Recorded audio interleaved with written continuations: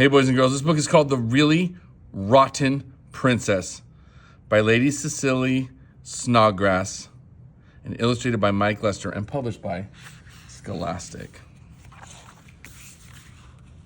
The Really Rotten Princess by Lady Cecily Snodgrass and illustrated by Mike Lester. Once upon a time, about 3 weeks ago, there lived a princess named Regina. But unlike most princesses, Regina was not very nice. In fact, she was downright rotten. Instead of tapping someone gently with her scepter, she would bonk them on the head as hard as she could. At tea parties, she would give her guests salt for their tea in place of sugar. And she thought it was really funny to mislabel the magic powders of the court wizard, Maldemar. But like all parents of really rotten kids, the king and queen thought she was perfect. Then one day, Regina overheard Maldemar telling her parents that maybe it was time to send her to a special school for princesses. Like all really rotten kids, it never occurred to Regina that the people she was nasty to might try to get back at her. In the end, they decided it was a good idea. We would miss seeing her dear, sweet face every day, but it might be good for other girls to see how a true princess behaves. Regina was not happy as she packed. She was not happy as her subjects wished her farewell. "Don't come back, you're nasty, good riddance."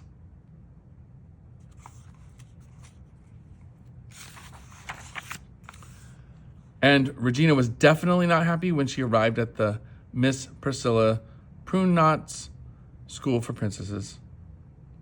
For the first time, she realized that she was not the only princess in the world.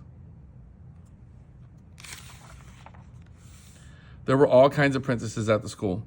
There was a princess with really, really, really long hair. There was a princess who slept all the time.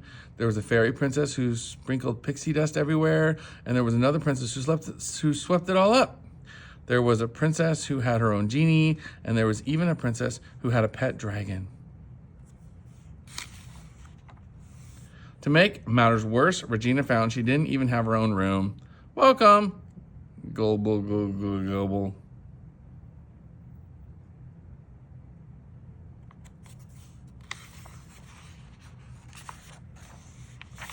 Princess Sweet Pea was so sensitive, she needed 9 mattresses to protect her from feeling one little pea. Why don't you just remove the pea? Princess Seafoam showed both girls her prized collection of magical spiny shells, but she wouldn't tell what their magic was. It was a secret.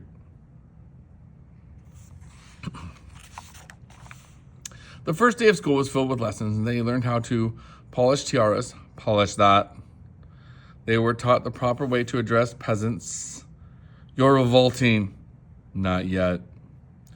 They practiced spinning gold from straw. "Is this how we pay our tuition?" And they learned to correct way to wave to their subjects. "Pretend you're screwing in a light bulb." That night in bed, Regina suddenly realized that she hadn't done anything rotten the entire day, so she decided to do something about it. The next morning, Regina removed the pea from Princess Sweet Pea's bed, and she replaced it with Princess Seafoam's spiny shells. But that wasn't all she did. A class learning to sing with woodland creatures found that their bluebirds had been replaced with bats. "My hair! Screech! Shriek!" And when they practiced how to run from princes while wearing glass slippers, they found someone had spread grease on the floor.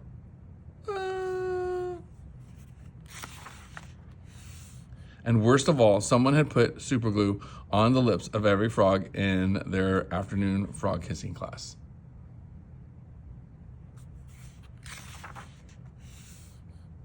Miss Prunerot announced that whoever had done these dire deeds would be punished when caught. Who could have done it? But princesses never get punished. I couldn't boo-boo. Princess Seafoam said her magic seashells could tell them who did it, but the shells were missing. Aye! Later that night, Princess Sweet Pea found the shells. The shells really were magic. They could answer any question Princess Seafoam asked them. And they did. Regina did it. She's rotten, really rotten. As punishment, Regina had to clean the royal unicorn stables, but she didn't even mind. The shells had given her a name that she secretly liked, the Really Rotten Princess.